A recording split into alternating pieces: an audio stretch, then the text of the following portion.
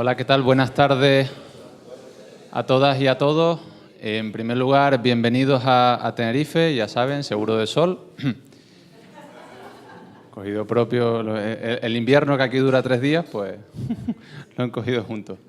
Mi nombre es Javier Mendoza, yo soy profesor de la Universidad de La Laguna, recientemente doctor, con una tesis en contratación pública responsable, precisamente. Mi papel va a ser de moderador en esta mesa. Contamos con 4 ponentes de excepción. En primer lugar, con Rubén Martínez, CEO del Grupo Artai. A continuación, con Javier Álvarez Pastor, gerente de la Universidad de Alcalá. Seguidamente, Jaime Pinto Santiago, uno de los consultores más reputados en esto de la contratación pública.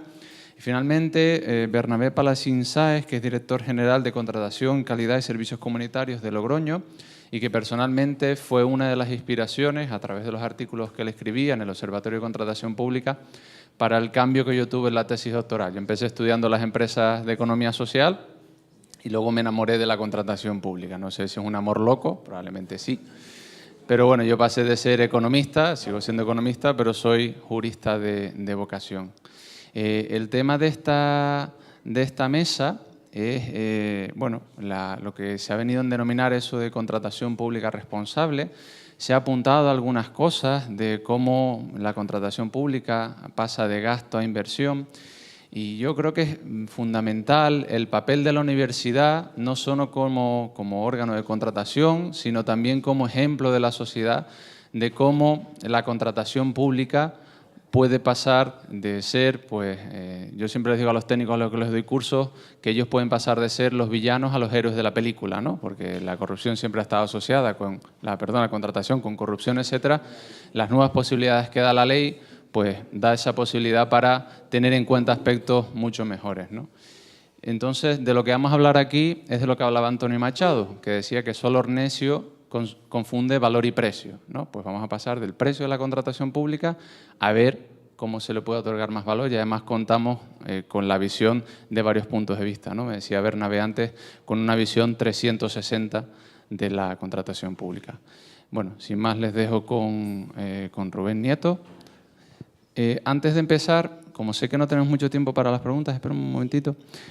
Si van a esta página web, sli.do, y meten este código 1697, ahí pueden hacer sus preguntas con su teléfono móvil, tablet, etcétera, etcétera. Entonces, a partir de ahí saldrán una serie de preguntas, o sea, las preguntas estarán clasificadas y al final podemos verlas simplemente. Esto se los recomiendo también para sus eventos de comunicación, sobre todo porque evita preguntas que son más reflexiones que preguntas, ¿no? Y entonces, ¿sí?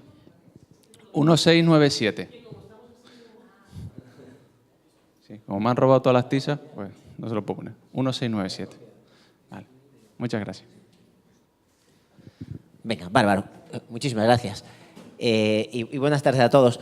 Me veo la obligación de presentarme porque soy un poco raro dentro de este colectivo, ¿no? Y además con un poco de pudor porque comparto mesa con gente que sabe infinitamente más que yo de las entrañas de lo que trata esta mesa de contratación, pero como soy el que arranca y además me han dado muy poco tiempo, eso me lo va a poner mucho más sencillo y más fácil, ¿no? Pero sí que creo que también es interesante en un formato como este, donde entráis desde un ámbito absolutamente técnico del conocimiento, el traer la visión, pues, de los que estamos en el otro lado. Yo vengo aquí como un licitador y en el fondo vengo como un economista en una facultad de económicas, pero lo que justifica que me legitima estar de este lado y no de ese, pues es el hecho de que trabajo en una compañía, en un broker de seguros, que solo tenemos como cliente principal el mundo de la empresa, no trabajamos con los particulares, pero que además tenemos toda una unidad y un departamento y una marca incluso creada exclusivamente para trabajar con las universidades. Es un espacio donde nos sentimos cómodos, donde además tenemos una vinculación histórica que conocemos muy bien, nos hemos especializado y además en el medio y largo plazo entendemos que es uno de nuestros focos principales de crecimiento y sobre todo de caracterización de lo que somos. Y por eso pues me vais a permitir estar pues esos 5 minutos donde voy a volar sobre 4 o 5 ideas básicas, pretendo dejar unos pequeños pozos y a partir de ahí pues abierto también a la parte de la mesa, ¿no? Decíamos, bueno, yo vengo de Artai. Artai es una correduría que nace en Vigo hace 25 años. Ahora somos la correduría privada más grande de España, después de las multinacionales. y como decía, eso, con mucho foco en el mundo de la empresa. Dentro de nuestras grandes unidades tenemos un programa específico para las universidades y para toda la comunidad universitaria que etiquetamos como On Campus y que llevamos muchos años trabajando con muchos de vosotros, muy de la mano, aprendiendo con vosotros, intentando pues sinergiar en un ecosistema de ganar-ganar, ¿no? No me paro mucho porque pretendo ser muy riguroso con los tiempos, ¿no? Y ello desde una óptica donde como broker no somos una compañía de seguros, lo que hacemos es ir con vosotros de la mano, intentando asesoraros y dándoos consultoría para buscar las mejores soluciones a todos los posibles riesgos que tenéis o que puedan venir. Estamos en un ecosistema absolutamente cambiante y hace muy poco tiempo no hablábamos de ninguna cobertura de crime, ni de suplantación de identidad, ni de ciberseguridad. Hablábamos a lo mejor de daños, de responsabilidad civil o de D&Os, de directivos. Cada vez aparecen nuevos riesgos y nosotros siempre estamos ahí para ir con vosotros de la mano y por lo menos intentar ayudaros a que la universidad, que al final es una parte de todos los ciudadanos, estén cubiertas ante cualquier posible contingencia que le pueda sobrevenir. Dicho esto, entramos en materia, ¿no? Que además a mí es un espacio que me encanta, el que nos ha tocado, porque creo que como ciudadanos es indiscutible que los principios que están debajo de la contratación social son principios imposibles de refutar, ¿no? Decía Guillermo, ¿no? La contratación pública no es un fin en sí mismo, es un medio para conseguir o anhelar o aspirar desde el ámbito de la administración a aquellos fines que pretendemos lograr desde un punto de vista público. Sin lugar a dudas, todo lo que tiene que ver con la responsabilidad social, medioambiental, yo creo que es absolutamente indiscutible que debe ser una aspiración y como herramienta la contratación puede ser un mecanismo para fomentar una mayor inserción, una mayor responsabilidad social y medioambiental y de esto es el foco de la presentación de hoy, ¿no? Decíamos, vale, pero entonces lo que hablamos en última instancia es de meter cláusulas dentro de todo lo que es el concepto, la elaboración de los pliegos y los concursos, la adjudicación y la ejecución de cláusulas medioambientales o responsables socialmente. Una de las ideas que anclan en esta nueva ley es que eso está muy bien, pero eso no vale de manera genérica. Todas estas cláusulas, que ya digo, política y yo creo que socialmente defendibles por cualquiera de nosotros, tienen que tener una vinculación y una imbricación con el concepto y la causa del contrato. Yo creo que ahí se profundizará mucho después y para mí es una parte muy relevante, ¿no? Lo siguiente además que dice es, bueno, se profundiza mucho en qué es o no vinculado y eso se trabaja de una manera mucho más profunda cuando ya hablamos desde un punto de vista de la inserción exclusivamente laboral, si podemos poner ahí cláusulas mucho más directas, ¿no? Me voy a pasar muy rápido porque luego se van a centrar mucho en esto. Y lo que también dice la ley es si es deseable y debe ser un mecanismo de búsqueda de este fin el utilizar en las adjudicaciones todas estas cláusulas, pero estas cláusulas no valen como cláusulas exigibles a los licitadores, a los que estamos de este lado, sino que tienen que ser cláusulas vinculadas exclusivamente a los contratos. Y yo creo que ahí es donde está el hilo fino, ¿no? Porque yo creo que de manera genérica es sencillo, pero el justificar y el atar bien, el ligar bien esa vinculación del objeto del contrato con la cláusula, yo creo que ahí es donde verdaderamente tenéis el reto más difícil y donde está la parte fundamental que haga que sea efectivo para este fin la contratación pública, ¿no? Y entonces, bueno, aquí pasamos por encima pues, cosas como qué es o no vinculado. No es vinculado el que la sede social del licitador esté en el espacio físico de la universidad. No es vinculado que el licitador pague sus impuestos pues, en la Diputación que él elabora, ¿no? Que a priori podría parecer así como, ¿no? Que mola mucho, ¿no? Pero no. Y tampoco vale que los empleados o el personal de la empresa licitadora esté empadronado en la Diputación de turno. Tampoco vale eso, ¿no? Y yo creo que es un espacio donde avanzaremos mucho. Y me voy a la parte que yo creo que podemos aportar más nosotros, porque en todo lo que tiene que ver con las cláusulas y con la vinculación se va a tratar mucho después. Pero para mí lo relevante, y es lo que yo quería llevar desde este lado, ¿no? Es las cláusulas valen, conceptualmente tienen una definición, se incorporan, decíamos, en los pliegos y luego se utilizan para la adjudicación, ¿no? Y luego está la ejecución. Pero la adjudicación muchas veces, y nosotros lo vivimos en nuestras carnes, porque llevamos muchos años trabajando en el ámbito de la administración, se convierten en las cláusulas de desempate. En caso de empate, sobre todo en concursos que tienen que ver con servicios profesionales, que no hay un precio, la parte más objetiva es fácilmente empatable por parte de todos y entonces te encuentras con que el factor de desempate son las cláusulas sociales, ¿no? Y las cláusulas sociales por desempate dice, bueno, si son medibles, primero el nominal, o sea, el número, si el número es exactamente igual, el porcentaje sobre... Pero el problema es que muchas veces la capacidad de asesoramiento, el conocimiento, el expertise del licitador, a la hora de medirlo y evaluarlo en esos concursos y en esos pliegos que hacéis, acaban siendo un juicio de valor, ¿no? Acaban siendo un juicio de valor. Y lo que yo quería tener aquí un poco también para polemizar y abrir un espacio distinto, ya digo, desde nuestra óptica es, yo como licitador, pero yo también como ciudadano, ¿no? Y como gran creyente y defensor de la universidad pública, a mí me interesa que la universidad pública cuando elabora un concurso utilice lo que decimos, ese concurso como una herramienta para estos fines sociales. Pero lo primero que me interesa es que ese concurso esté cubierto por el mejor licitador. Creo que el gran reto, y es una parte fundamental de la mesa redonda que queríamos tratar hoy por la tarde, es cómo un fin que es absolutamente indiscutible, que es la inclusión de estas cláusulas sociales, puede compatibilizarse con la garantía de que el licitador sea la mejor propuesta para el contenido específico del contrato y cómo hacer eso compatible. Porque lo que nos encontramos de este lado, y no en el ámbito de la universidad, pero sí en el ámbito de los ayuntamientos, tenemos también una unidad muy importante de ayuntamientos, ¿no? Donde tenemos un negocio muy significativo con muchos ayuntamientos españoles.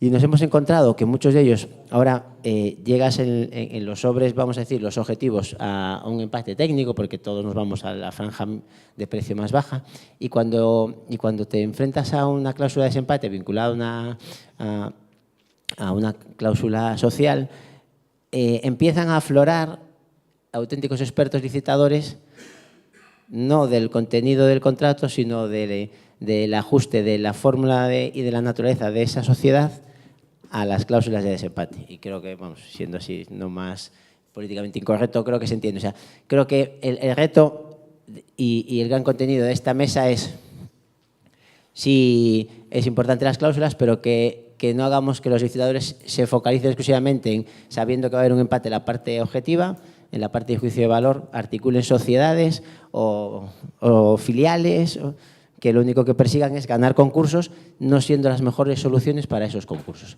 Y con eso lo dejo, porque luego lo que viene, que es muy relevante también, es la ley insiste en que no se puede obligar al licitador a que tenga una determinada política de responsabilidad social corporativa y además por esa misma idea matriz de que es que todas las cláusulas tienen que estar vinculadas al contrato y no a los licitadores, ¿no? Pero yo creo que en esto es un espacio donde hay que avanzar. Yo creo que cada vez más empieza a ser más general por parte de las empresas trabajar su responsabilidad social corporativa, que no deja de ser hacer aquello que dices que quieres hacer, ser coherente con aquello que quieres hacer y sobre todo rendir cuentas. Y en la medida que las empresas privadas seamos capaces también de cada vez más dar valor a esa responsabilidad social corporativa, estas cláusulas se darán por hecho. Yo creo que eso será también uno de los grandes objetivos y retos que nos tenemos que marcar, ¿no? Y es intentar en la medida posible imbricar todas estas cláusulas sociales con la exigencia que con el tiempo las empresas privadas tendremos de desarrollar nuestra... Y nosotros ahí coincidimos, tenemos una política de responsabilidad social corporativa. Ahí venía un vídeo que creo que nos lo saltamos porque vamos un poco justos, donde lo que decíamos es que yo me siento muy a gusto cuando veo en un concurso cláusulas sociales, primero por ciudadano, porque entiendo que debe ser así, es una labor pública que hay que aspirar, y además porque nuestros principios, en la esencia y la idiosincrasia de nuestra casa, entendemos que el fin no justifica los medios, que tenemos que actuar de una determinada ética, y a mí incluso me gustaría que se elevase esa exigencia ya no a una condición particular exclusiva de un pliego de un concurso, sino que demandásemos, ¿no?, un mayor comportamiento ético y social a las compañías, y el único instrumento que a mí se me ocurre ahora, que yo conozco, y llevo un tiempo trabajando en el mundo privado, ¿no? Y primero trabajé en cajas, bancos y bueno, llevo como 20 años. La única herramienta que se me ocurre es la responsabilidad social corporativa y el ser explícito con ella, poner unos indicadores y rendir cuentas a la sociedad y en este caso también al ámbito público. Y hasta aquí, si Sí, para cumplir.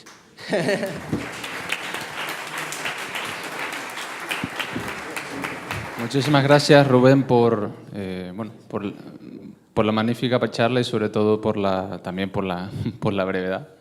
Me gustaría ahora invitar a Javier Álvarez, gerente de la Universidad de Alcalá, con una larga experiencia. ¿Sí? ¿Vas a hablar de él? Perfecto. Gracias. Buenas tardes a todos. En primer lugar, agradecer a la organización la oportunidad que me brinda de compartir esta mesa y, sobre todo, de dirigirme a un entorno de personas que trabajan en el día a día de la contratación administrativa y que, por lo tanto, desde la óptica, desde la perspectiva mía de la responsabilidad de una gerencia, pues es visto, digamos, como una realidad compleja a la cual, si cabe, en el año 2018 todavía tenemos mayores dificultades con la implantación de la nueva ley de contratos y desde el interés que significa pues tener un ámbito de contratación administrativa sólido y solvente en el marco gerencial del ámbito universitario, puesto que al final es el medio para conseguir que tanto los suministros como los servicios y las obras vayan en la línea y en la dirección que toca, ¿no? En segundo lugar, pediros disculpas porque tengo la presentación preparada en el iPad, pero he sido incapaz de bajarla del iPad a la exposición, con lo cual la pongo a vuestra disposición, la presentación. Cualquiera que tenga interés, o se la facilito al moderador o escribir un correo a la gerencia de la Universidad de Alcalá, os la remito de manera automática.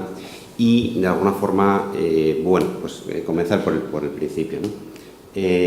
Lo que nos ocupa en la mesa de hoy y lo que, de alguna manera, pues me ha ayudado a profundizar durante estas últimas semanas en la preparación de esta mesa es el carácter social de la nueva ley de contratos, ¿no? Llevamos un poco más, 9 meses de aplicación de esta nueva ley de contratos. Y esta nueva ley de contratos, que viene a ser un salto con respecto al texto refundido del 2011, y aunque con algún retraso en la implantación de la transposición de las directivas europeas de referencia, pero tras 4 meses de periodo de cadencia, pues el 9 de marzo tuvimos que lanzarnos todos a la piscina y ya no nos quedó más remedio que comenzar todos los expedientes de contratación a partir de esa fecha a través de esta nueva ley de contratos, ¿no? Esta nueva ley de contratos, o los aspectos sociales, mejor dicho, de esta nueva ley de contratos, yo creo que ofrece, como bien decía mi predecesor, una oportunidad magnífica para avanzar en una mejora significativa en los aspectos de tanto criterios de adjudicación como, sobre todo, en el ámbito de las condiciones especiales de ejecución, ¿no? Los que llevamos estos últimos años trabajando a través de la ley de contratos precedente y de alguna manera pasando por una etapa de crisis económica, aunque esto nunca se acaba, pero es cierto que era con un énfasis todavía mucho más importante, pues creo que este nuevo formato de la transposición del derecho europeo nos va a permitir cambiar un aspecto que es el que me parece más significativo, que es el modificar lo que siempre o en los últimos años hemos estado buscando, que es la oferta económicamente más ventajosa, por aquella que ofrezca la mejor relación calidad-precio, ¿no?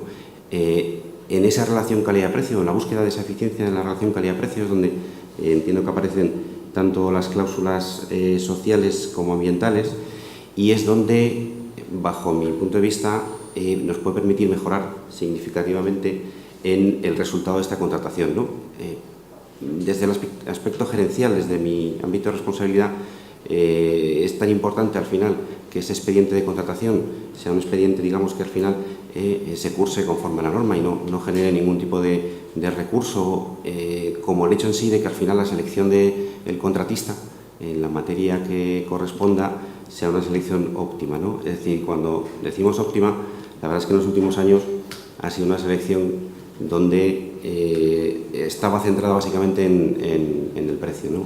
Desgraciadamente, el ámbito, digamos, de la crisis económica nos ha llevado a un terreno de seleccionar, y yo creo que eso puede ser absolutamente extrapolable a todas las universidades, incluso a toda la administración pública, a aquel proveedor que hacía la oferta económicamente más barata, ¿no? Es decir, los mensajes que había dentro de criterios de adjudicación y dentro de las condiciones especiales de adjudicación era que el que lo quería ganar aquel expediente de licitación lo tenía muy sencillo, era con bajar el precio a niveles insospechados, pues ya lo tenía adjudicado, ¿no? Yo creo que eso nos ha llevado en conjunto en un tiempo a un terreno que es un terreno que yo creo que los aspectos sociales y ambientales de la nueva ley de contratos nos va a permitir dar un salto desde la selección de la oferta económicamente más ventajosa hasta la búsqueda de esa relación calidad-precio, que siempre es un tanto, diría, bueno, heterogénea o es complejo de cuantificar, pero es indudable que desde nuestra responsabilidad en la administración pública, para que esa contratación primero cumpla el objetivo para el que está definido, es decir, eso yo creo que tampoco podemos perderlo de vista, es decir, el hecho de introducir cláusulas sociales es un aspecto que mejora significativamente el proceso de licitación, pero sin ninguna duda no hay que perder de vista que al final estamos seleccionando una empresa para que limpie en las mejores condiciones la universidad o para que repare en las mejores condiciones las instalaciones de la universidad, o en el caso de equipamiento, pues al final para seleccionar aquel equipamiento que responda al objetivo, ¿no? Entonces, por eso yo diría que la introducción de las cláusulas sociales y medioambientales en los criterios de adjudicación va a permitir dar ese salto cualitativo en el ámbito, digamos, de la selección de la mejor oferta. Y luego, en otro aspecto que es muy relevante desde el ámbito que os hablo, es decir, del ámbito de la gerencia, no os olvidéis que cuando se termina la formalización del contrato e inicia la ejecución, ese es el primer día a partir de la cual se han de cumplir las condiciones que se han establecido en ese contrato y en ese pliego de condiciones técnicas. Entonces, el hacer que ese contrato al final se cumpla en esos términos muchas veces está reñido con seleccionar la oferta económicamente más ventajosa, y eso lo hemos vivido en todos los ámbitos en los últimos años, ¿no? ¿Qué es lo que a mí me gustaría con respecto a las condiciones especiales de ejecución y con respecto a la selección de criterios sociales y ambientales en el ámbito de la ejecución de los contratos? Pues que al final generemos dentro del ámbito de los licitadores un criterio en el que, bueno, se cambie esta idea de que la administración estamos para elegir el más barato por la idea en la que la administración estamos para elegir aquel proveedor que sea capaz de hacer la propuesta técnica y económica, y además no solamente sobre el papel, sino sobre todo sobre la realidad, ¿no? Es decir, es muy fácil decir que uno va a incorporar en su plantilla un aumento en cuanto al porcentaje de personal laboral indefinido, pero luego a la hora de la condición de la ejecución del contrato hay que ver si efectivamente eso se está cumpliendo o no. Es evidente que en la medida en la que avance la implantación de esta nueva ley de contratos, en la medida en la que estas cláusulas de tipo social se vayan extendiendo y se vayan generalizando, yo soy de la opinión que eso ayudará a que el otro lado de la mesa, que es tan importante como este, en el sentido de que si el otro lado de la mesa no se lo cree, difícilmente vamos a obtener el objetivo último, pues entienda que, bueno, pues esas cláusulas sociales deben de cumplirse y respetarse, ¿no? No hace falta que os diga que la experiencia práctica que hay ahora mismo en la aplicación de esta nueva ley de contratos es escasa, y sobre todo en la parte de ejecución. Pues llevamos 9 meses de ejecución. Bueno, yo creo que nosotros en Alcalá, en la universidad, hemos podido licitar algunos expedientes, pero no he habido ninguno que lo hayamos iniciado con la nueva ley de contratos. Por lo tanto, aunque sí que hemos introducido algunas cláusulas en criterios de adjudicación, todavía no tenemos una experiencia práctica que sirva para digamos, sacar alguna conclusión válida si bueno, pues los licitadores se mueven en el sentido favorable de bueno, considerar que esto es algo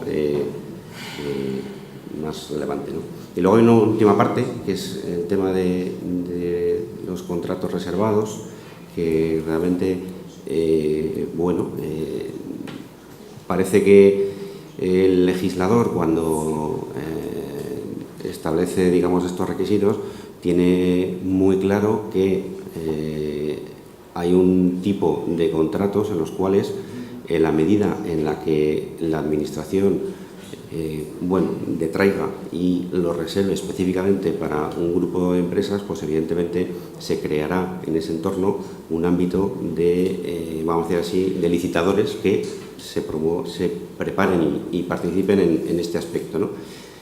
Cabe destacar que hay alguna experiencia ya de contratos reservados recientes, ¿vale? Están en la transparencia, vamos, en la presentación, que no los he podido proyectar, pero sí me gustaría destacarlas, ¿vale? Porque, bueno, ya hay iniciativas en esta materia y yo creo que, bueno, sirve un poco de puesta en disposición de que todas las administraciones tenemos una obligación de reservar un porcentaje de esa licitación a contratos reservados y, bueno, pues los mecanismos de seguimiento de cada administración darán lugar a que cada año se evalúe si realmente lo estamos cumpliendo o no, ¿verdad? Entonces, estas dos experiencias son un contrato reservado para empresas de inserción social en bibliotecas de verano en el ámbito bueno, está en euskera y no soy especialista, pero lo leo textualmente, es Udako Liburutegiak, es decir, en el ámbito del Gobierno vasco ya han hecho una iniciativa y después en el ámbito también de la Comunidad de Madrid se ha licitado un contrato reservado de centros especiales o a centros especiales de empleo por servicios de mantenimiento técnico integral, predictivo, conductivo y correctivo en edificios de la Agencia Tributaria de Madrid. Es decir, que hay iniciativas de algunas administraciones que están tratando de andar este camino. Y por último, y por volver a reincidir, disculpas por no poder podido presentar la presentación, pero están a su disposición y el que tenga interés escribir un correo a la gerencia de la Universidad de Alcalá, yo lo facilitaré. Encantado. Gracias.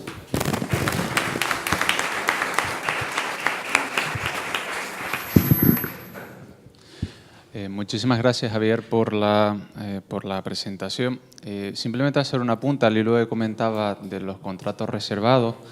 Y yo soy un gran fan de los contratos reservados. De hecho, parte de la tesis doctoral está en ese estudio. No hay que olvidar que es una parte obligatoria de la ley, que cualquier administración pública, en la ley, el disposición adicional cuarta dice, deberán reservar. Ya no son optativos como antes, ahora hay que reservar, ¿no? En Canarias tenemos el ejemplo de las leyes de presupuesto 2017-2018 que dice que se va a reservar entre un 2 y un 4% de la contratación pública. Eso eran entre 4 y 8 millones de euros. Bueno, pues en 2017 y 2018 se reservaron entre 0 y ningún euro. Para que vean un poco que una cosa es la ley y otra es la práctica, ¿no? Bueno, pasamos ahora entonces con Jaime. ¿Vas a hablar desde ahí? O... Sí. Vale, perfecto. ¿Se me oye? Sí, perfecto. Gracias. Bueno, antes de nada, tengo 10 minutos. Concretamente, creo que acabo a las 18:03. Me lo voy a apuntar y espero no pasarme nada. Y si no, pues el moderador pues me lo dice y yo paro enseguida. Muchas gracias, Javier, por darme la palabra. Gracias a la Universidad de La Laguna por la invitación. Tenía el gusto de conocer a la Universidad de La Laguna, pero no había estado aquí. Gracias también a Charo Delgado, porque, aunque no me lo ha dicho, sé o intuyo que estoy aquí por su recomendación. Desde ese punto de vista, mención especial, en este caso a Charo, por la antes referencia que ha hecho el propio compañero Guillermo a esa publicación de bueno, pues ese estudio reciente sobre licitación electrónica y, aparte, decir de ella también que, y aprovechando que está aquí su gerente, es uno de los que nosotros entendemos, este gremio, si se puede llamar de alguna manera, uno de los gestores avanzados públicos de la contratación. Por lo tanto, con muchas posibilidades y mucho recorrido respecto al ámbito de la contratación. Agradecimiento también a Elizabeth, como no, porque su trato siempre ha sido muy cordial, muy deferente, muy agradable y, bueno, pues también gracias por el trato en la llegada. Es un placer escuchar a mis compañeros también, Javier, Guillermo. Con Guillermo siempre me río, con Javier también. Yo también coincido que por fin me he enterado con Ambrosio de qué es el blockchain, con lo cual te lo agradezco estupendamente. Rubrico cada una de las palabras de Guillermo y precisamente hablaba de los gestores avanzados Él hablaba de eso y, en mi opinión, porque le consultamos todos, no hablo de mí, a Charo en más de una ocasión. Y bueno, dicho todo lo cual, agradecimientos también a las personas que me han precedido. Un placer estar con mi amigo Bernabé Palacín. Y me decía el ponente si tenía presentación. Ya empiezo. Los agradecimientos son de rigor, me han consumido un tiempo, pero ahora meto el turbo. ¿De acuerdo? Bien. Me decía, pues no, yo le decía, la tengo en la CPV. Y efectivamente, así es. Yo me he preparado, mientras estaba escuchando a mis compañeros, un guión que es el que voy a seguir. Emulando a Javier, yo tengo una noticia buena y otra creo que también buena. ¿Cuál es la primera? Hemos seguido el camino inverso. Él empezó en el sector privado y ahora está en el sector público. Yo empecé en el sector público, había hecho mis pinitos en el sector privado, en Vigo, por cierto, y ahora estoy en el sector privado. Bien, creo que son dos noticias buenas porque me da esa doble visión, ¿de acuerdo? Esa doble visión que es necesaria, evidentemente, porque hay que ponerse también del lado del proveedor. Bien, en mi opinión, las cláusulas sociales no son ninguna novedad. Las cláusulas sociales se inventaron ya, y digo inventaron, en el año 1988 por la sentencia Benjes, se rubricó en el año 1999 por la sentencia Concordia-Bush-Finland y en el año 2002 por la sentencia Comisión-Francia. Hablo de las sentencias del Tribunal de Justicia de la Unión Europea, las tres primeras, las tres principales y las que cerraron el círculo, el régimen jurídico de ejecución de las cláusulas sociales.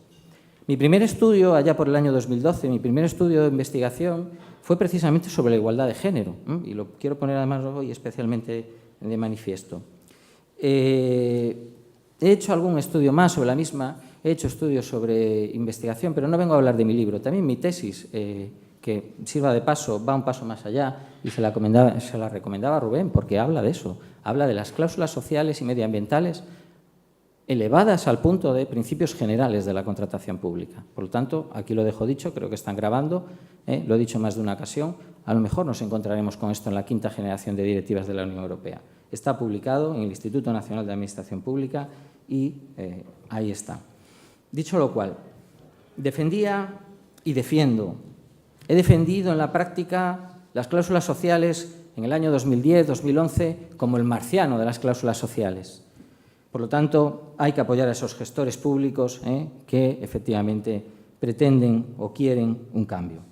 Bien, dicho lo cual, ¿por qué digo todo esto? Y a ello voy. Pues porque en esta materia ya está inventada todo. Bien, la rueda está inventada. ¿Todo? ¿Que esté todo inventado? Pues no. ¿Cuáles son las novedades, a mi juicio, que incorpora la nueva ley? La nueva ley, para mí, son las diferencias con la anterior normativa que encontramos, son la obligatoriedad, la transversalidad y la visibilidad. No transversalidad, porque el régimen jurídico de las cláusulas sociales y medioambientales, y cuando hablo de sociales hablo también de sociolaborales, es idéntico, no ha variado. Lo único que tenemos es una obligatoriedad en su uso regulada por el nuevo régimen jurídico de la Ley 9/2017. ¿De acuerdo? Eso bajo mi humilde punto de vista. Lo mismo pasa con los contratos reservados. Ya existían, ¿de acuerdo? Y ya había una normativa que decía que los consejos de gobiernos y los consejos de ministros tenían que dictar, ¿de acuerdo?, una serie de, efectivamente, contratos que tenían que ser reservados. Es cierto que ahora se ha establecido una cuota que recordaba vagamente entre el 7 y el 10 y que me ha corroborado aquí mi gran amigo Bernabé Palacín.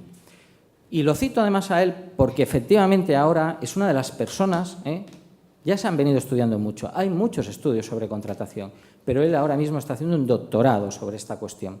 Y lo está haciendo además también desde un punto de vista diferente, desde un punto de vista práctico. Él contará su experiencia. Pero quiero alabar la visión y posición de Bernabé Palacín en estos momentos en los temas de las cláusulas sociales. Es tanto lo que hay que saber en contratación pública que puedes estar estudiando una sola materia, hoy ponía un ejemplo, subcontratación, con facilidad medio año. La contratación pública es muy compleja, mucho, ¿de acuerdo? Por tanto, hay que ayudarse. ¿Ayudarse cómo? Bien, hablaba de los cambios. El artículo 202 para mí incorpora como referencias la obligatoriedad de la inclusión de condiciones especiales de ejecución. Esa es verdaderamente podríamos decir, el verdadero cambio significativo, aparte de esa necesaria presencia en el objeto y demás. Pero ¿qué pasa si no incluimos cláusulas sociales en el objeto del contrato? ¿Qué pasa si no incluimos como una condición especial de ejecución? Antes nos preguntaban, creo que era Isabel, que decía, la contratación pública es obligatoria y si no está incluida, el contrato es nulo. No sé quién lo decía de vosotros, perdonadme, yo creo que era Isabel. Pues eso es lo que tenemos que preguntarnos, es decir, en la práctica. ¿Cómo aplicamos esas cláusulas sociales? ¿Qué pasa si como órgano de contratación se nos olvida incluir una condición especial de ejecución que establece por el artículo 202 que es obligatorio? ¿Es nulo el contrato? ¿Es anulable? ¿Podemos retrotraernos? ¿Qué es lo que ocurre? Esas son las cuestiones que tenemos que plantearnos. Aparte de que, evidentemente, lo primero que tenemos que plantearnos es que no se nos puede olvidar. Pero ¿y si se nos olvida? ¿De acuerdo? Tenemos que utilizar, vale, tenemos un 202 que nos dice obligatoriamente hay que utilizar condiciones especiales de ejecución, pero a la par, y cito ahora a Rubén que hablaba de ello, hay que utilizar esas condiciones sociales también obligatoriamente como criterio de adjudicación. ¿Nos obliga la ley a ello? ¿Sí? ¿No? Yo tengo mi propia opinión, ¿de acuerdo? Pero estoy planteando un debate, ¿de acuerdo? ¿Cómo las puedo usar? Es decir, como requisitos de admisión. ¿Caben utilizarlas en las 3 fases? ¿Tengo cláusulas generales que me valen para todo tipo de contratos independientemente de que estén vinculadas o no al objeto del contrato? Es decir, que son una apuesta por los condicionamientos sociales. También tenemos las respuestas. Claro que sí, ¿de acuerdo? Claro que sí se puede. Es decir, hay muchas fórmulas. Nada es fácil, por supuesto que nada es fácil. Pero esta visión que acabo de dar es una visión práctica, procedimental, de ejecución. Pero yo creo que hay que tener en la contratación pública otra visión, que es una visión global.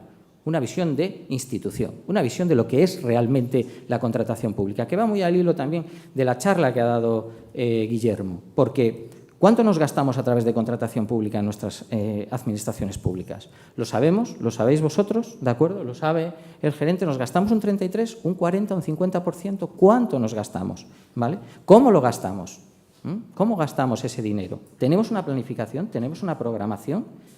¿Tenemos una política social en nuestra institución? A lo mejor resulta que mi universidad tiene una política medioambiental o una política sociolaboral. Anda, si yo tengo una política medioambiental que la ejercito a través de una serie de medidas que suponen muchas veces también un gasto, probablemente un contrato, ¿estoy focalizando ese 33, 40% de mi presupuesto que ejercito a través de una sola actividad administrativa, una sola herramienta que es la contratación administrativa?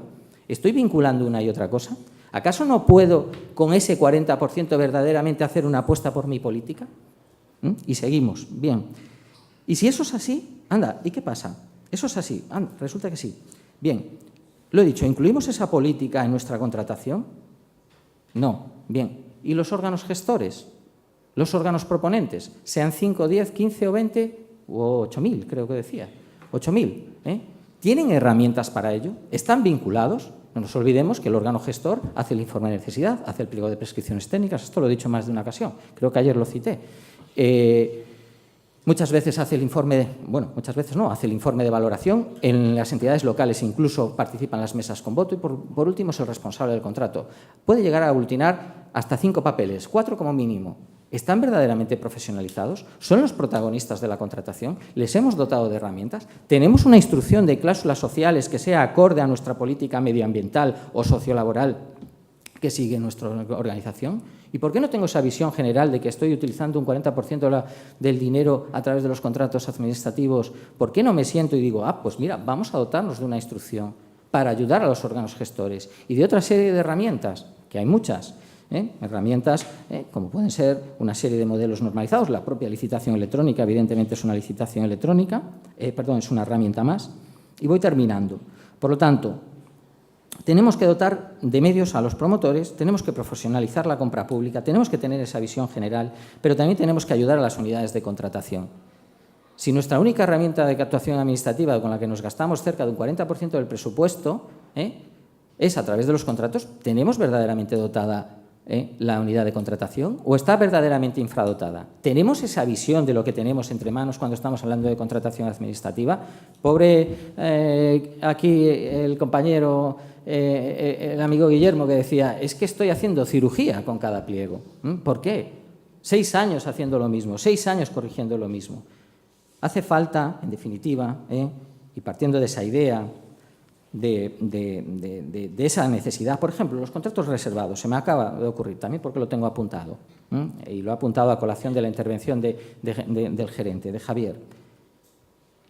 Cuando planeemos qué contratos vamos a reservar, ¿desde qué punto de vista lo vamos a planificar? ¿Desde el propio o también desde el punto de vista del contratista? Porque no nos olvidemos que sin proveedores no hay contratos. Y no pensemos como administración, vamos a contratarle. A mí, bueno, lo saben, si me contratan bien y si no, también. Bueno, a mí, a mucha gente. O sea, os quiero decir, ¿cómo planificamos esa contratación de los contratos reservados? ¿Y si sacamos una limpieza, una jardinería y resulta que el 100% de los empleados a subrogar no tienen o no son personas con discapacidad? Resulta que los centros especiales de empleo se tienen que subrogar y resulta que las leyes exigen un 70% de subrogación. Jaime. ¿Puede que restringamos, un minuto, puede que restringamos la competencia? ¿Puede que limitemos verdaderamente la posibilidad de participación de los centros especiales de empleo? Es decir, la contratación pública es estrategia procedimental, estrategia de gestión y estrategia de visión de organización, ¿de acuerdo? Por tanto, bajo mi punto de vista, cláusulas sociales, licitación electrónica, cualquier compra pública, nos hace falta visión de lo que tenemos entre manos, de cómo utilizarlo y cómo poder llegar a conseguir ese algo, cambiar verdaderamente las formas de gestión. Y bajo mi punto de vista, ¿de acuerdo? Evidentemente eso solo se consigue con liderazgo funcionarial, pero sin liderazgo político y de dirección es imposible, porque el funcionario se desmotiva, ¿de acuerdo? Y luego también, y con esto termino, creo que en mi experiencia, en mi corta experiencia, porque siempre es corta, tengo compañeros, y ayer lo comentaba, que llevan 50 años de experiencia, por lo tanto mi experiencia es corta, y desde aquí un abrazo a Julián de la Morena, dado que me están grabando. En mi corta experiencia, esto no es fácil, ¿de acuerdo? Pero es imposible si no te dotan de los medios y te dan las posibilidades. Mi experiencia ahora en el sector, desde el otro campo, que comparto con Rubén en este caso, es que es posible. Es que es posible, es decir, se puede conseguir, o digamos de otro modo, yo estoy consiguiendo lo que desde el sector público no podía. Por lo tanto, posibilidades existen, ¿de acuerdo? Nada más, muchas gracias.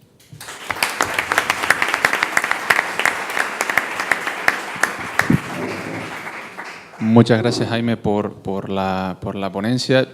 Yo creo que uno de los grandes retos, de los retos que ha apuntado Jaime, se resume en una pregunta que en la experiencia de la relación que también he tenido yo afortunadamente con las administraciones públicas, es una pregunta que por ahora nadie me ha sabido responder, y es que con ese 40% que apuntaba Jaime que nos gastamos las universidades, ayuntamientos, quien sea, ¿cuánto empleo se genera? Sí, nosotros sabemos cuánto se gasta la licitación, pero ¿cuánto empleo genera esos millones de euros o miles de euros que gastamos, ¿no? Yo creo que ese es el reto fundamental que también tenemos las universidades. Les dejo con Bernabé. Yo me siento. Muchas gracias, Javier.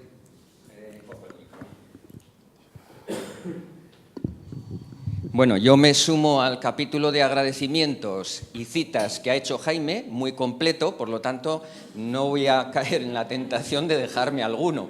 Lo aprovecho, gracias Jaime por ello, y entro directamente en la presentación, ¿de acuerdo? Bien, esta es un mapa mental, y esto lo que resume es la idea, el acercamiento, una historia de una administración local de tamaño medio, como es el Ayuntamiento de Logroño, a la responsabilidad social. Pero a una parte de la responsabilidad social, muy importante, por cierto, ¿no? A la contratación responsable, socialmente responsable, ¿de acuerdo? Bien, ¿qué vemos en esta infografía? Aparece un nódulo central bastante importante. ¿Cómo? Responde al cómo. ¿Cómo se hacen las cosas, no? Es a lo que nosotros nos dedicamos. Las unidades proponentes, todos los que formamos parte del proceso de contratación.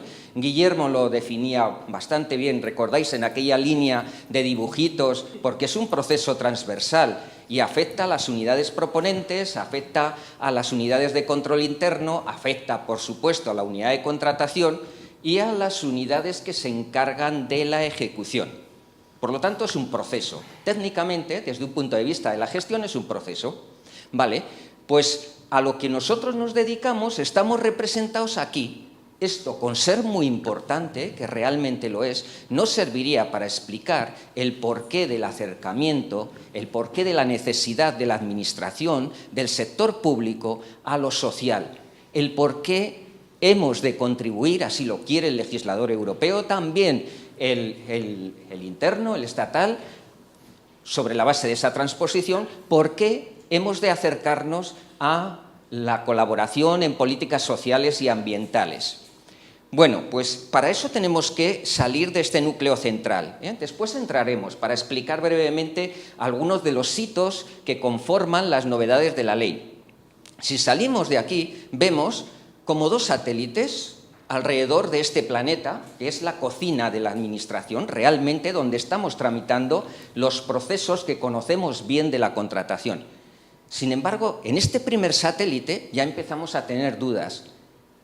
Habla del qué y el para quién se hacen las cosas. Esto normalmente no nos lo planteamos porque nos interesa mucho cuáles son los procesos, cuál es la fase de preparación del contrato, que si los pliegos de condiciones, qué posibilidades tienen de incluir características sociales, ambientales, de innovación, económicas, etcétera. Sabemos también, porque hay otra fase del proceso, sabemos mucho sobre la selección, la solvencia de las empresas, ¿están capacitadas o no para prestarnos el servicio que llevamos a cabo? Conocemos también la fase de adjudicación, donde vamos a valorar con esos criterios de valoración, y antes nos referíamos a la vinculación al objeto del contrato, vamos a valorar las ofertas que nos han presentado. Todo eso está muy bien, pero ¿y cuál es el fin? ¿A qué se sujetan?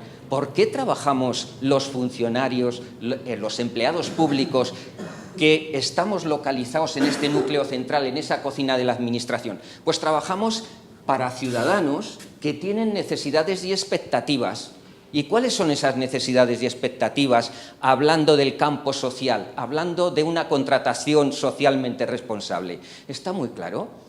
No son precisamente personal al servicio de la administración pública, como hoy estamos representados aquí. No, son personas desfavorecidas, son personas vulnerables, que tienen la oportunidad, porque así lo ha querido el legislador, de que su administración, además de los que se encargan, parte de esa administración, de llevar a cabo políticas concretas, singulares, sociales, medioambientales, de innovación, etcétera, la administración que contrata habitualmente, en el caso de una ciudad puede ser su ayuntamiento, el más inmediato, tiene la oportunidad de resultar favorecido. ¿Cómo? Mediante la creación de empleo si es persona que está parada con un tiempo largo, que es parado de larga duración, o si es una persona que se encuentra en situación de exclusión social, o si es una mujer que está esperando encontrar su primer empleo en aquellos sectores en los que está subrepresentada, o también tienen la oportunidad los ciudadanos, los que no se encuentran en esa situación de vulnerabilidad, a que su administración haga algo para corregir los impactos medioambientales que producen el consumo de bienes y servicios. No es baladí, no es una cuestión sin importancia cómo hagamos nuestras obras, cómo separemos los materiales de nuestras obras, cómo nos ocupemos de que eso se gestione, se recicle, etcétera. No es una cuestión sin importancia cuando compramos, cuando hacemos compra pública, suministros, en lugar, y antes ha salido el binomio valor y precio, es de necios solo tener en cuenta el precio, pues por lo tanto, no es una cuestión baladí no tener en cuenta el ciclo de vida de los productos, en el que además de lo que nos cuesta comprar, tenemos en cuenta los costes de mantenimiento, por ejemplo, o los costes de la eficiencia energética. No es lo mismo que consuma este dispositivo electrónico 100 vatios a la hora que consuma 50, no es lo mismo. Pues por lo tanto, estos ciudadanos que se preguntan el qué y para quién interviene la administración, tienen esas expectativas necesidades y expectativas legítimas, y lo comunican aquí a la Administración, a ese nódulo central, donde estamos todos nosotros trabajando como hormiguitas, unos preparando el contrato, otros seleccionando, haciendo selección y adjudicación, otros en la parte de ejecución, etcétera. Por lo tanto, se transmiten estas necesidades y expectativas y aquí debemos dar respuesta. ¿Cómo damos respuesta? Algo que también ha salido hace un momento, la ejecución. Es nuestra gran asignatura pendiente, la ejecución de los contratos. Tanto el legislador europeo, y ahí tenéis las directivas, como las normas de transposición, no dicen nada de la ejecución. Hablan del responsable del contrato. ¿Y qué es? ¿Qué es tanta potencia, tanta cláusula social, medioambiental, etcétera? Se nos llena a todos la boca, sobre todo a los políticos, ¿no? Se dan ruedas de prensa diciendo, pues hemos implantado la contratación socialmente responsable y todo esto, ¿no? ¿Pero para qué sirve? Si no hay control, no sabemos para qué sirve. Y por lo tanto, aquí aparece otro satélite. Las salidas de este gran proceso de la contratación donde estamos nosotros van a producir satisfacción ciudadana o no, que es lo que nos pedían estos ciudadanos aquí, en función de si hemos logrado los objetivos. Luego, no es una cuestión sin importancia poner cláusulas sociales y medioambientales a cascoporro si después no las podemos controlar. ¿De qué sirve tanta potencia si no tenemos ningún control? Es como el que tiene un Ferrari, pero con 1000 caballos de potencia, pero lleva unos frenos pues de un utilitario. No sirve de nada esa potencia. No podrás pasar ese Ferrari nunca de 150 kilómetros a la hora. Pues esto es igual.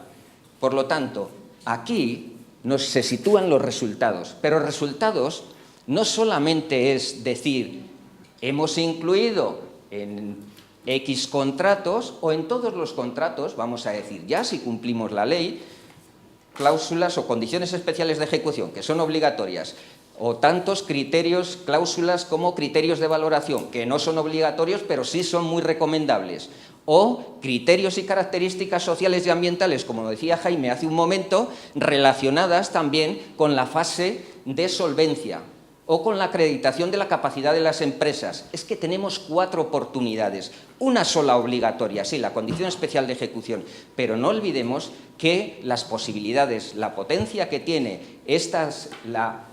la inclusión de características sociales para lograr estos fines sociales es enorme. Por tanto, no nos serviría, y voy acabando ya, no nos serviría de mucho si realmente después de transcurrido un ejercicio decimos, pues tantos contratos han incluido condiciones especiales de ejecución, sociales, medioambientales, de innovación, tantos otros han incluido criterios de valoración del mismo tipo, porque eso, ¿qué nos aporta? ¿Que hemos cumplido la ley? El verdadero impacto es el que hay que medir. Es decir, no solamente tantos contratos por un total de los millones de euros que sean, sino cómo eso ha impactado en la sociedad y cómo impacta en la sociedad desde el punto de vista social o medioambiental, ya lo hemos dicho hace un momento.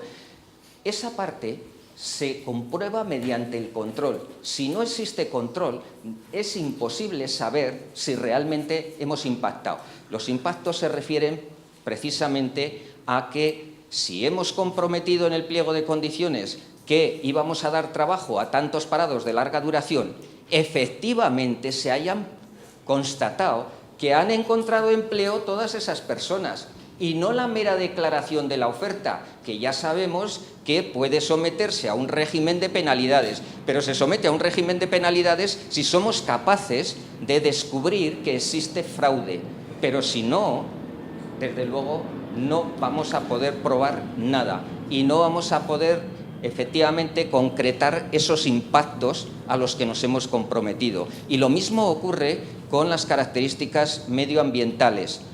Bueno, ejemplos tan simples como que un factor decisivo de un contrato de limpieza, y imagínense ustedes, bueno, en el caso fue la casa consistorial, pues puede ser las dependencias de la universidad, que sirve de factor decisivo para la adjudicación, un criterio medioambiental, como que es los productos de limpieza deben ser ecológicos. Bueno, después de un tiempo se comprueba que no estaban limpiando con productos ecológicos. Hubiera pasado la estadística, hubiera servido para, de una manera estadística, decir, se cumple con ese criterio medioambiental, pero si realmente no se observa, no hay una auditoría de cumplimiento, pues no lo sabremos. No sabremos si verdaderamente estaba impactando o no. Excusa.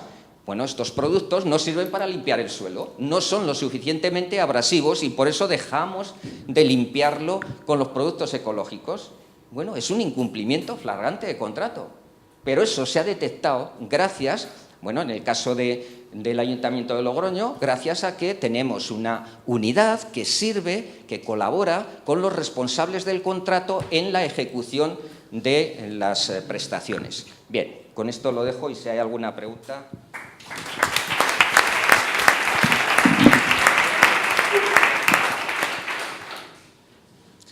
Bueno, muchísimas gracias, Bernabé.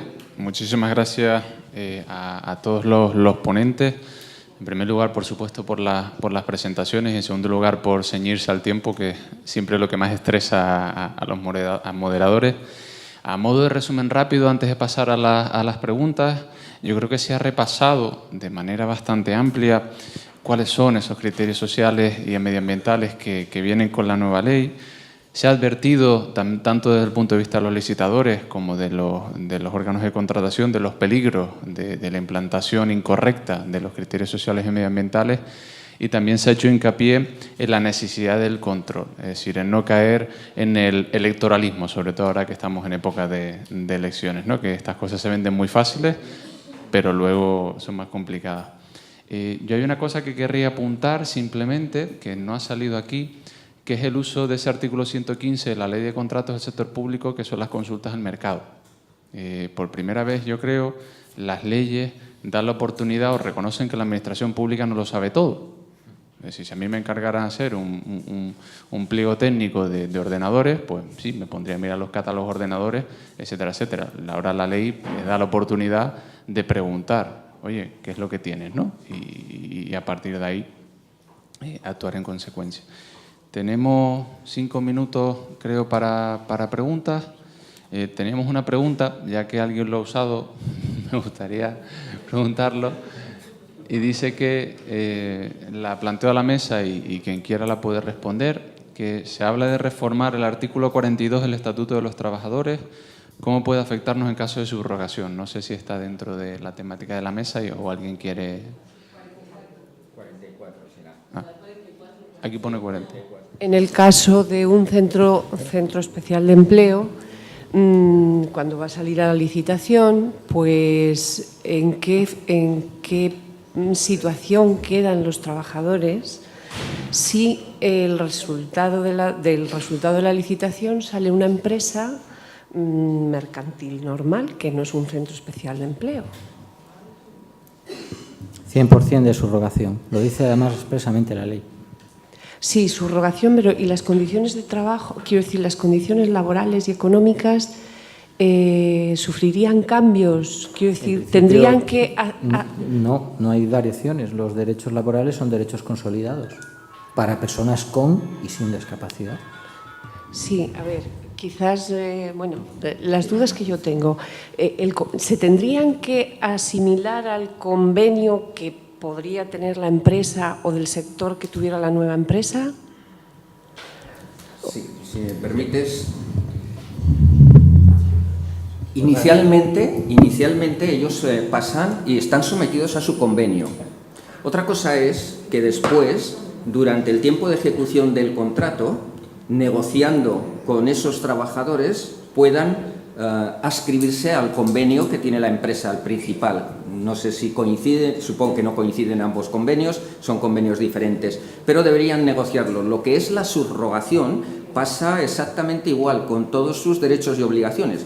En realidad es esto, la subrogación.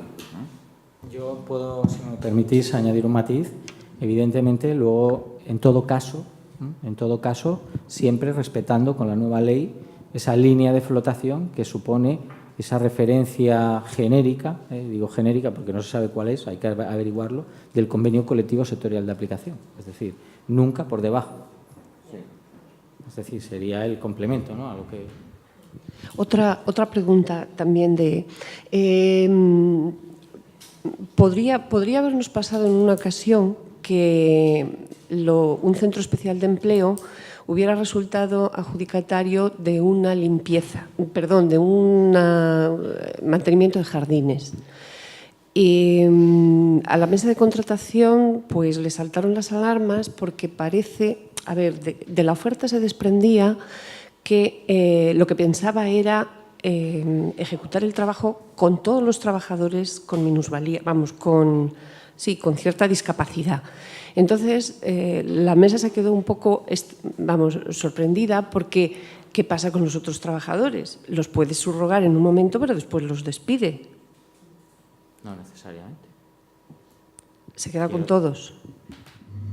Despedir no tiene por qué despedirlos, puede hacer otra cosa. Eso también nos lo puede contar aquí este señor que es empresario. La empresa es grande y, en fin... ¿Eso pasa? Sí, vamos a ver. En la parte, yo no estudié Derecho, soy economista e hice un executive MBA, o sea, yo en la óptica empresario. Decía antes, algún caso cercano que ha colisionado con nosotros, por ejemplo, y lo dejaba muy veladamente ahí, ¿no? Nosotros tenemos algún conocido competidor que articula un vehículo que es un centro de inserción sociolaboral y entonces lo utiliza para presentarse a concursos. Creo que es muy importante la parte final. De hecho, muchas veces nos quedamos, antes decía yo al principio, hay una cosa que es el concepto, otra cosa que es el pliego, la adjudicación y la ejecución. Y creo que muchas veces ponemos muchas tintas en estas tres primeras, definir mucho el concepto, el ámbito jurídico es muy preciosista, los pliegos le dedicáis mucho tiempo, esfuerzo, es salvaje, es el trabajo, a mí me parece un trabajo muy minucioso, muy difícil y os lo valoro muchísimo, yo me volvería loco. Y luego se es muy delicado en la adjudicación, entre otras cosas porque estamos en un entorno ahora mismo de sospecha permanente, de dudas y de no meterme en líos, ¿no? Y nunca tantas nosotros, responsables de directivos, hemos vendido como ahora, porque la gente está asustada. Pero nos quedamos ahí y yo creo que el reto verdaderamente es en la ejecución. O sea, yo el caso que te digo es, te presentas con un vehículo societario que montas ad hoc para esto, que te inscribes con cualquier colectivo sencillo, que sabemos que lo haces muy fácil, haces una UTE, ganas el concurso y luego ejecutas con tu matriz. Al contrario de lo que dices tú, ejecutas con ningún discapacitado. Y nadie lo controla. Que es lo que yo decía antes, te conviertes en un especialista en ganar el concurso, porque sabes que las cláusulas de desempate van a estar vinculadas a conceptos sociales y luego... Entonces, eso es lo que yo he vivido en mis carnes. La contraria que dices tú es el vincular exclusivamente un contrato a un centro tal tiene dificultades, porque, por ejemplo, en ese que dices tú, habrá determinados trabajos que a lo mejor a algún discapacitado le puede costar. Cuando te subrogas, y nosotros hemos hecho algunas subrogaciones no al amparo de los contratos públicos, tienes un problema también con los convenios cuando el convenio del que se subroga vence, y ahí hay un momento de conflicto. Cuando los subrogados les vence su convenio y sigue en vigencia, sin embargo, el de la empresa adquirente, ahí puedes tener laboralmente la capacidad de defender que tienen que meterse en el convenio adquirente. Digo, matizando lo anterior. Y si tú te presentas con un centro de inserción y tienes que subrogar, porque es así, a los empleados al 100% que tienes, a partir de ahí va a depender mucho del marco que te permita precisamente ese contrato, porque si tú el contrato te condiciona que el 100% de las personas sean discapacitadas y tú tienes tu concentración de trabajo es exclusivamente con ese contrato, la gente que has subrogado es que no vas a poder darles trabajo. Por eso también es tan delicado la redacción de los pliegos, porque el empresario al final, o sea, yo siempre digo lo mismo, y por eso la RSC me parece un tema que hacia ahí tenemos que ir. Si tú le preguntas a un empresario qué es una empresa, te va a decir un mecanismo para ganar dinero. Otros te pueden decir, no, es un sumatorio de familias. O no, esto es un propósito de vida. Claro, depende de la idiosincrasia.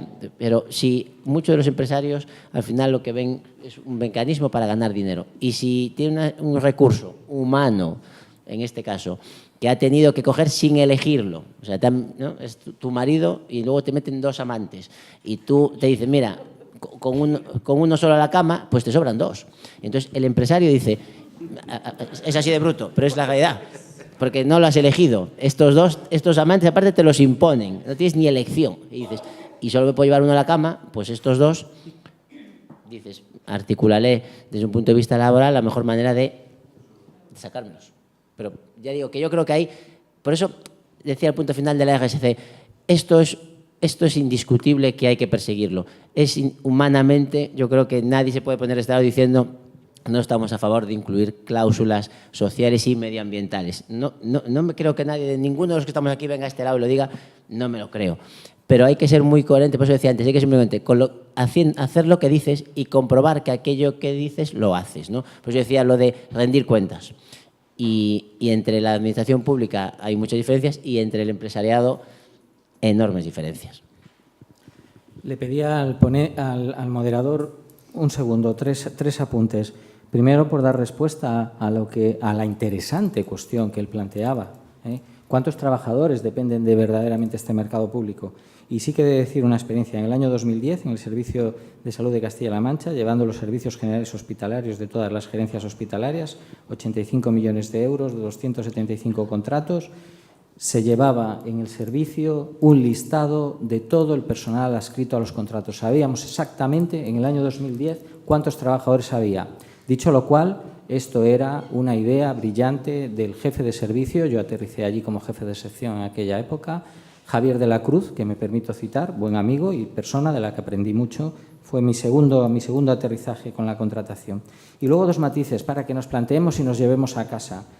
¿Verdaderamente hay una apuesta por la contratación social en la nueva ley? La ley, en cierto modo, es falaz, porque sí, nos obliga a criterios de adjudicación, al menos uno, de carácter social, medioambiental, pero en los criterios de adjudicación no, o aunque nos obligara.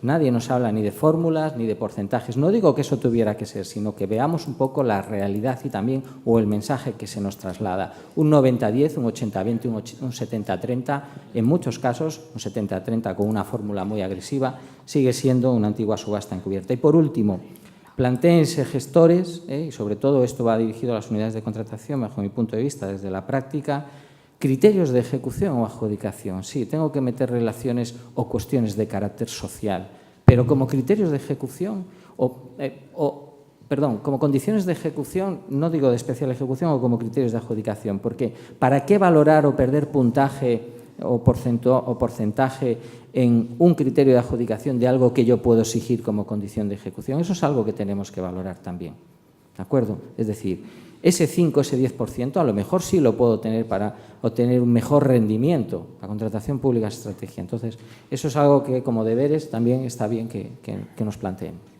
Pues muchísimas gracias a todas y a todos los ponentes y espero que haya sido de utilidad. Gracias.